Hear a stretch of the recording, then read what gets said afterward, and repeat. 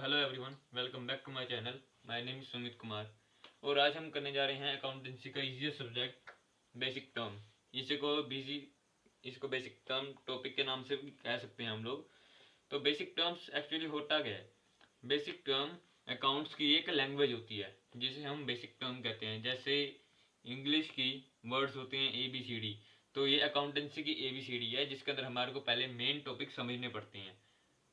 तो आइए करते हैं वीडियो को स्टार्ट बिना किसी देरी के।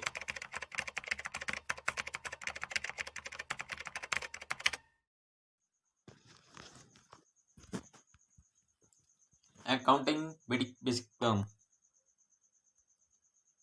बिजनेस होता क्या है? जो हम अपने फादर को करते हुए देखते हैं, जिसके अंदर परचेजिंग एंड सेलिंग इन्वॉल्वमेंट होती है, उसे हम बिजनेस कहते हैं। इसके अंदर मैंने एक एग्जांपल लिया, बिजनेस ऑफ मिंटू। मिंटू का बिजनेस क्या है? मिंटू ने कार मैन्युफैक्चरिंग का प्लांट खोला है, ठीक है ना। अब उसके बाद बेसिक टर्म इसको कहते क्यों है? क्योंकि ये बेसिक लैंग्वेज होती है अकाउंटेंसी की। जैसे मैंने आपको बताया था कि ABCD इंग्लिश की अकाउंट बेसिक लैंग्वेज है या बेसिक वर्ड कह सकते हैं हम इसको। तो ये बेसिक टर्म भी अकाउंटेंसी की एक वर्ड की तरह ही माना जाता है इसको। तो हमारा जो सबसे पहले है बेसिक टर्म वो है ट्रांजैक्शन। अब जी ट्रांजैक्शन हमारा जो है फर्स्ट बेसिक टर्म है, तो प्लीज काम चलाएं। ट्रांजैक्शन होती क्या है? अब ट्रांजैक्शन जी होती वो चीज है जिसके अंदर movement of cash end funds involvement होते हैं। अब जैसे कि हमने किसी से परचेज करी गुड्स, तो उसको हमने पैसे दिए। अब सपोज मिंटू ने 50,000 की रामू से गुड्स ली, तो इसमें क्या है? बेसिक इन्वॉल्वमेंट कैश की। अब इसके अंदर कैश की जो इन्वॉल्वमेंट है, उसके अंदर 50,000 वो किसको दे रहा है? कैश रामू को। तो ये एंट्री तो रिकॉर्ड होगी ना कहीं तो रिकॉर्ड होगी। इसे हम कहते हैं transaction.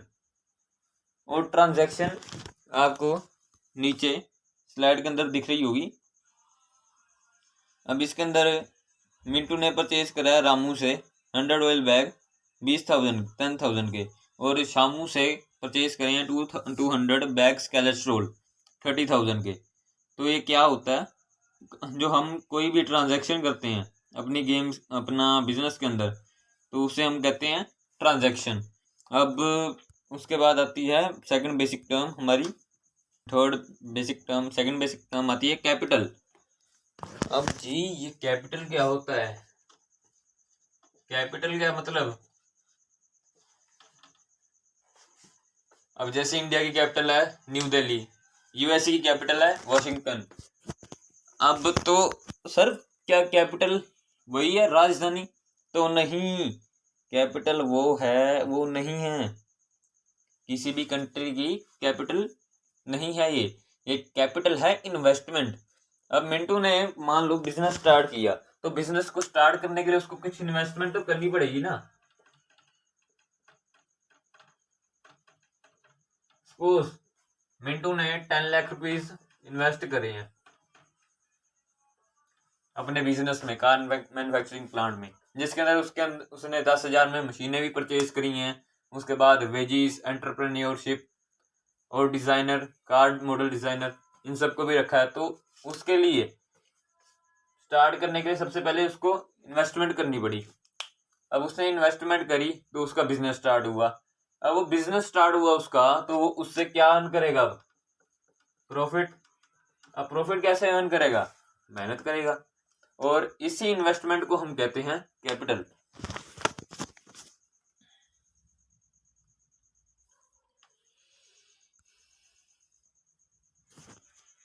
Capital investment amount that a proprietor willing to invest in his business.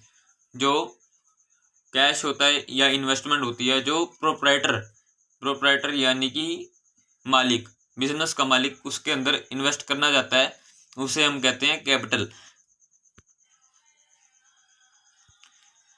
अब उसके बाद थर्ड बेसिक टर्म आती है अकाउंट।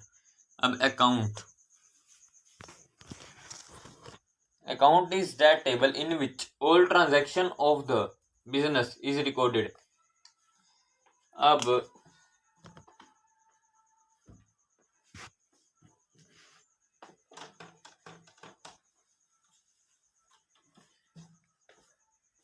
सपोज परचेज किया है मिंटू ने कैस्ट्रोल के 100 बैग्स। अब ये एंट्री अकाउंट्स में कहीं ना कहीं तो रिकॉर्ड होगी ना, तो उसको रिकॉर्ड करने के लिए होता है एक टी शेप फॉर्मेट जिसको हम कहते हैं अकाउंट। अब इस अकाउंट के अंदर होती हैं दो टाइप की sides, debit side and credit side. अब जी इसके अंदर डेबिट साइड क्यों और क्रेडिट साइड क्यों होता है? क्योंकि इसके अंदर जो हमारी लेफ्ट हैंड साइड है और राइट हैंड साइड है वो अलग तरीके से होती है। लेफ्ट हैंड साइड हमारी डेबिट साइड होती है और राइट हैंड साइड हमारी क्रेडिट साइड होती है। डेबिट साइड के अंदर डेबिट ट्रांजैक्शन रिकॉर्ड की जाती हैं और क्रेडिट साइड में क्रेडिट ट्रांजैक्शन। आपको नीचे स्लाइड में शो हो रहा होगा। अब उसके बाद आती है जी ड्राइंग। ड्राइंग क्या ये वही वाली ड्राइंग है जो हम लोग पेंटिंग बनाते थे स्कूल के अंदर? जी नहीं, ये वो पेंटिंग नहीं है। तो सर ये क्या है? ये है ड्राइंग। जो प्रोप्राइटर बिजनेस में पैसा लगाता है तो अपने पर्सनल खर्चे के लिए अगर उसमें से निकालता है तो उसे कहते हैं ड्राइंग। अब सपोज मिंटू ने 10 लाख रुपीज लगाए थे कि नहीं? लगाए थे, कैपिटल, ठीक है ना। अब उसने 10 लाख रुपीज इन्वेस्ट करे, उसके अंदर से उसको जरूरत पड़ी 50,000 की पर्सनल यूज के लिए, और ये किसी भी फॉर्म में हो सकती है drawing, in the form of cash, in the form of cash and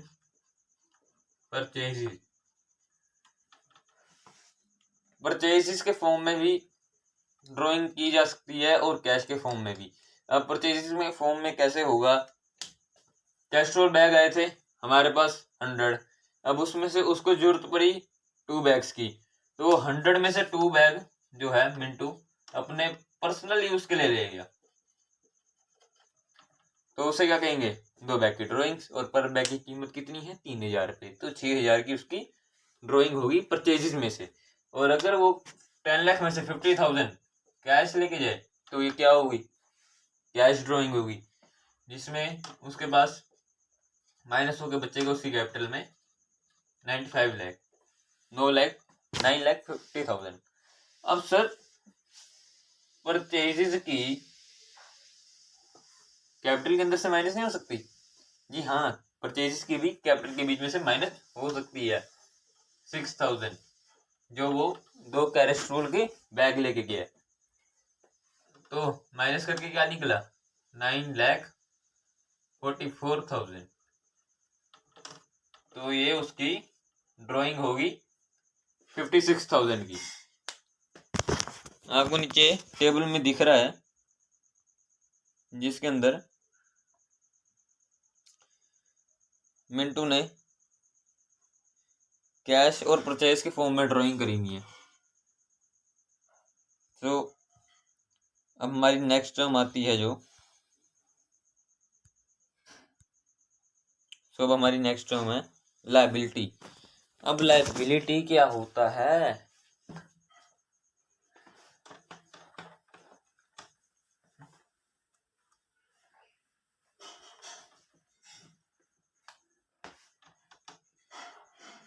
liability, अब जी लायबिलिटी ये होता है अगर बिजनेस चलाना है तो हमारे को कहीं से उधारी चीज लेनी पड़ेगी।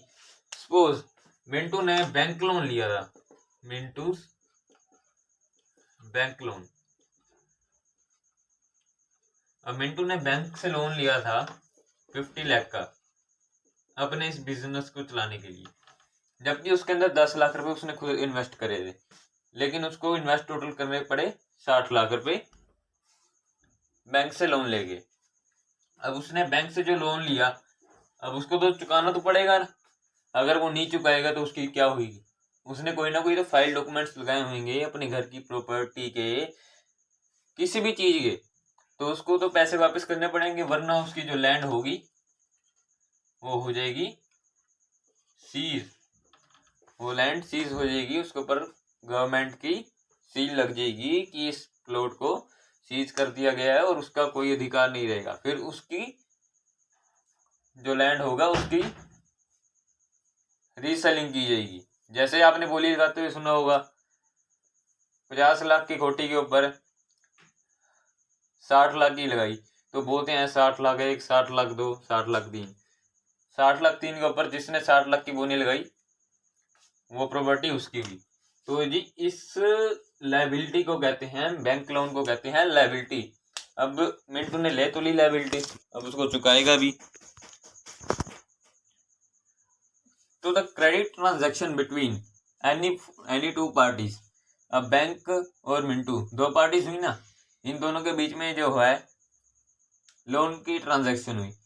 अब 50 लाख का इसने लोन लिया,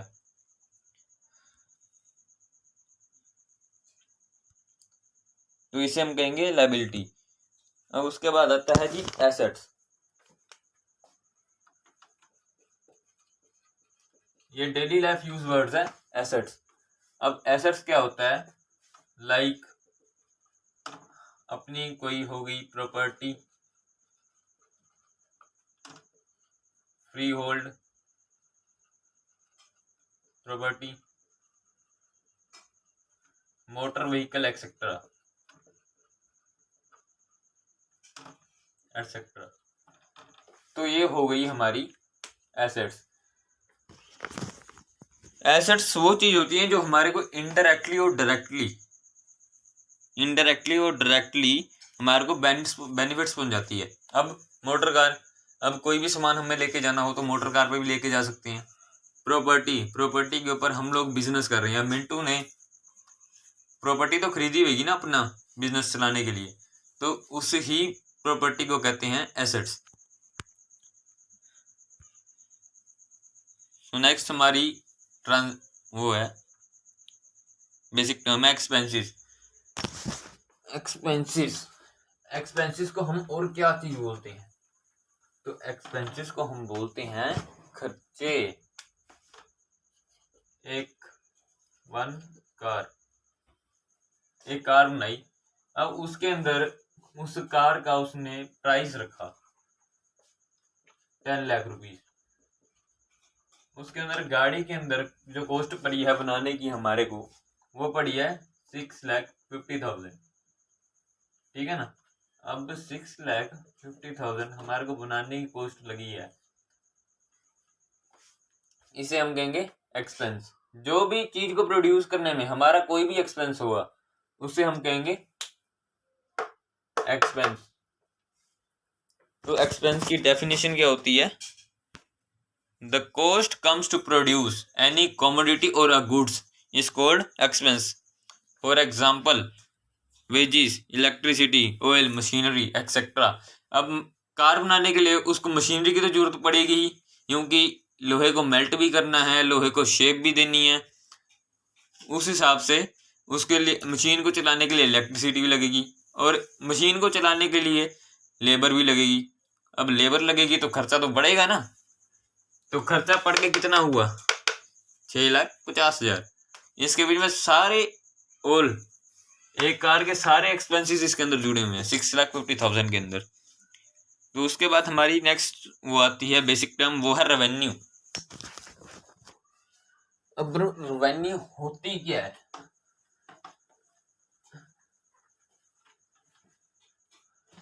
रेवेन्यू, अब ये रेवेन्यू होता है भी एक गाड़ी के ऊपर उसने कितने पैसे कमाए। अब 10 लाख रुपए एक गाड़ी की कॉस्ट है, उसके ऊपर बनाने के लिए उसको लग रहे थे 6.5 लाख रुपए, सारे खर्चे मिला के। तो उस एक कार के ऊपर वो कितने कमा है? तो वो कमा रहा है एक कार के ऊपर 3.5 लाख रुपए। अब वो 3.5 लाख रुपए कमा रहा है, तो सर रेवेन्यू को डायरेक्ट हम इनकम नहीं बोल सकते? जी नहीं, इनकम अलग होती है, रेवेन्यू अलग होता है। रेवेन्यू की डेफिनेशन क्या होती है? रेवेन्यू की डेफिनेशन होती है income earned by a business on the sale of goods and services to a consumer is called revenue. और रेवेन्यू होता है साल में एक बार काउंट, और इनकम, ये तो डेली की इनकम होगी ना, एक के ऊपर हम प्रोड्यूस भी करेंगे, उसके ऊपर से इनकम भी आएगी, तो उस हिसाब से नहीं चल पाएगा ना। तो रेवेन्यू को निकालने के लिए एक फॉर्मूला होता है, वो फॉर्मूला होता है income is equal to revenue minus expense. अब ये टोटल एक्सपेंस था, ठीक है, और ये हो गया हमारा, ये हमारा टोटल रेवेन्यू हो गया, ये हमारा एक्सपेंस था, तो ये इनकम होगी हमारी 3.5 लाख रुपए। अब 3.5 लाख रुपए हमारी इनकम कैसे हुई जी? ये 10 लाख रुपीज जो कार बेच के आए हमारे को, उसमें से ये 6 लाख रुपए थे हमारे एक्सपेंस के, और 3.5 लाख रुपए जो हुई हमारे को इनकम हुई। जो 10 लाख हमारा रेवेन्यू था, 6.5 लाख रुपए हमारा एक्सपेंस था, और 3.5 लाख रुपए हमारी इनकम थी।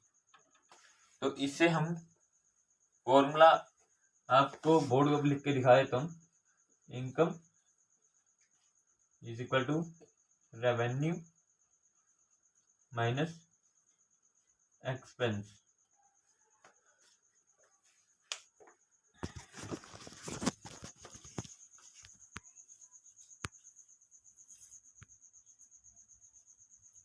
अब उसके बाद आ जाते हैं प्रॉफिट। अब भी प्रॉफिट क्या है याद रखिएगा, प्रॉफिट जो है साल में एक बार ही काउंट किया जाता है। अब साल में एक बार क्यों काउंट किया जाता है? क्योंकि हमारे को डेली रूटीन पे सेल भी करनी है, एक्सपेंस भी करनी है, तो उसके ऊपर जो हमारे को इनकम जनरेट होती है। अब इनकम को तो हम प्रॉफिट मान नहीं सकते ना। अब आप कहोगे भी सर 3.5 लाख रुपए तो हमारा प्रॉफिट हुआ, तो और खर्चे नहीं होते क्या? अब मान लो एक दिन कार नहीं बिकी, कस्टमर आए उनके लिए, तो ये इसलिए प्रॉफिट को साल में एक बार निकाला जाता है। तो प्रॉफिट का फॉर्मूला क्या है? Profit is equal to total income. Profit is equal to total income minus total expense. अब मान लो मिंटू ने एक साल के अंदर 20 कार सोल्ड करी, जो कितने, तो टोटल बनी 2 करोड़ की। अब एक कार के ऊपर उसका एक्सपेंस था 6.5 लाख रुपए, तो वो 20 कार के ऊपर कितना रहा? तो वो 20 कार के ऊपर जी कितना रहा? तो वो 20 कार 1 करोड़ 30 लाख रुपए, तो 2 करोड़ माइनस 1,30,000 कितना रहा?